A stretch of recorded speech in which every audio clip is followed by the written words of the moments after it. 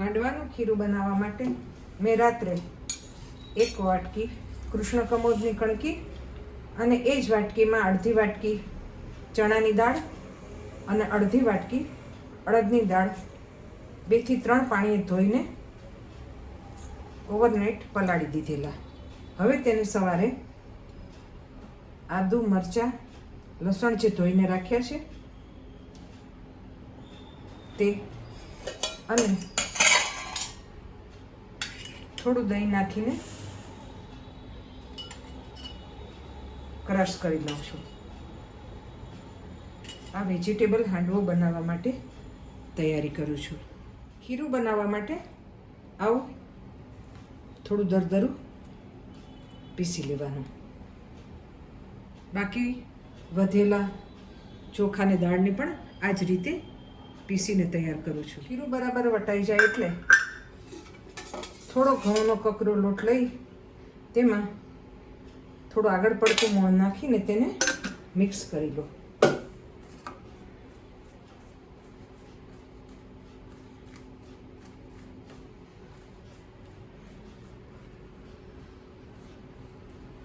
અને તેને ખીરામાં ઉમેરી દો.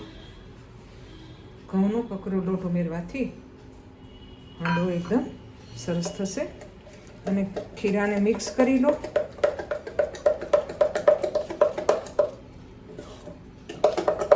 બરાબર હલાવીને ઢાંકીને હુંફાળી જગ્યાએ 7 થી 8 કલાક આથો આવે ત્યાં સુધી મૂકી રાખો. હાંડવો વઘારતા પહેલાં થોડી વાર પેન ગરમ કરીને તેમાં થોડી મેથી શેકી લેવાની. મેથી થોડી શેકાય છે ત્યારબાદ તેને વાટીને આપણે જે ખીરું બનાવ્યું હોય તેની અંદર ઉમેરી દેવાની. મેથીને ત્યાં સુધી શેકવાની જ્યાં સુધી થોડી સુગંધ ન આવે. હવે આપણી મેથી શેકાવા આવી છે. મેથી શેકાઈ જાય અને ઠંડી થઈ જાય એટલે ગેસ બંધ કરી અને થોડી વાર તેને ઠંડી થવા દો. ઠંડી થઈ જાય એટલે તેને ખાંડણીમાં અધકચરી વાટી લેવાની અને ત્યારબાદ તે ખીરામાં ઉમેરી દેવાની. મેથીનો સ્વાદ સરસ આવે છે. ક્યાંય પણ શેકાઈ ગયેલી હોવાથી કડવી પણ નહીં લાગે. મેથી અધકચરી ખંડાઈ ગઈ છે તેને ખીરામાં ઉમેરી દઈએ. ત્યારબાદ અહીં દૂધી છીણીને રાખી છે તેને પણ ખીરામાં ઉમેરીને મિક્સ દઈએ.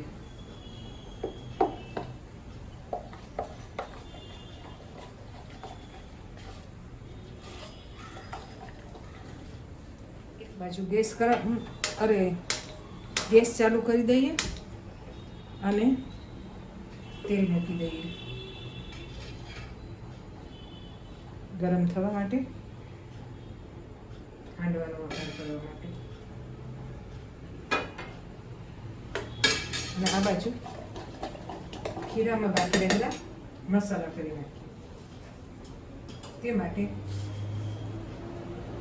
2 ચમચી ખાંડ,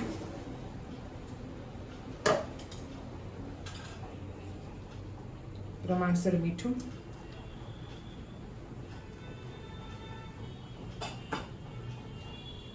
હળદર પાવડર, થોડો લાલ મરચાંનો પાવડર નાખીને ખીરાને બરાબર મિક્સ કરી લઈએ.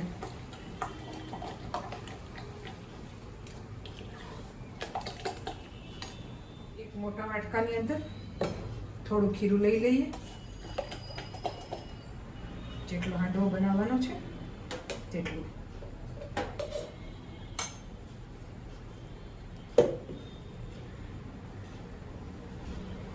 આ બાજુ તેલ થયું છે કે નહીં તે ચેક કરી લઈએ. તેલ થઈ જાય એટલે તેમાં રાઈ નાખવાની. રાઈ બરાબર ફૂટે ત્યારબાદ તલ નાખવાના.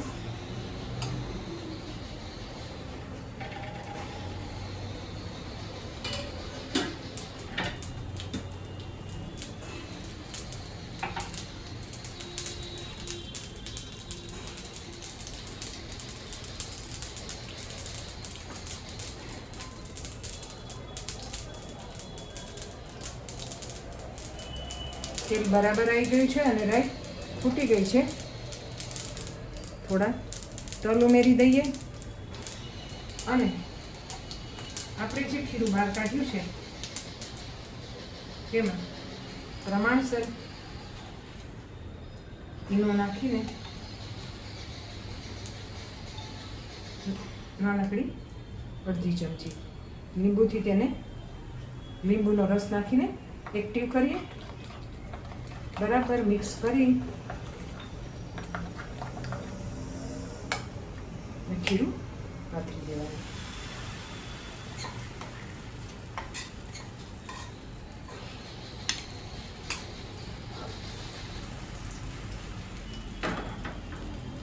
ત્યારબાદ ફરી ગેસ ચાલુ કરી દઈએ.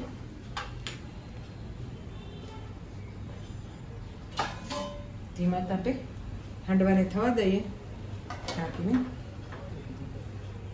હવે આપણે ચેક કરી લઈએ કે આપણો હાંડવો થયો કે નહીં.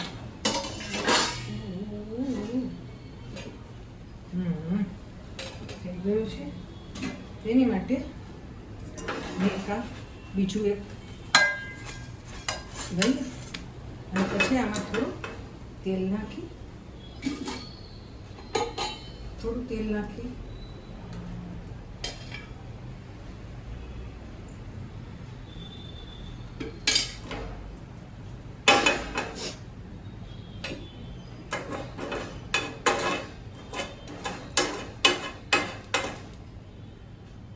હળવેથી અને કરી દેવાનું.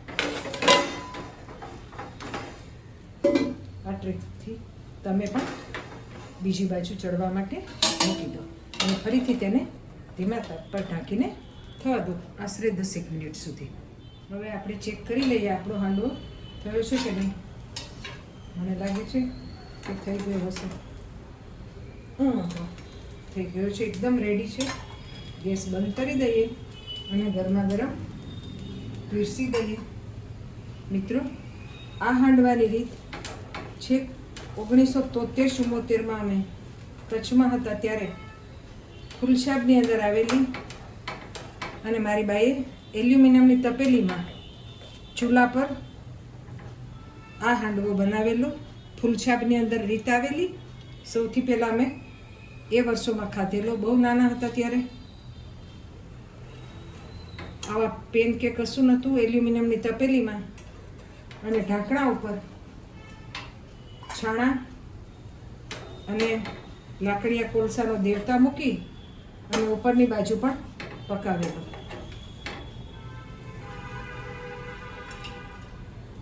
આપણો ગરમા ગરમ હાંડવો તૈયાર છે.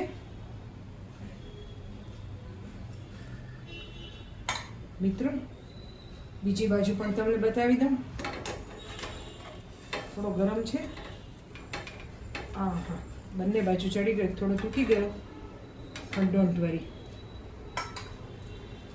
તો થેન્ક યુ વિડીયો જોવા બદલ. ખૂબ ખૂબ આભાર. ફરી મળીશું નવા વિડીયો સાથે. ત્યાં સુધી રજા આપશો. આવજો. ફરી એકવાર દરેક દર્શક મિત્રોનો ખૂબ ખૂબ આભાર. Thank you.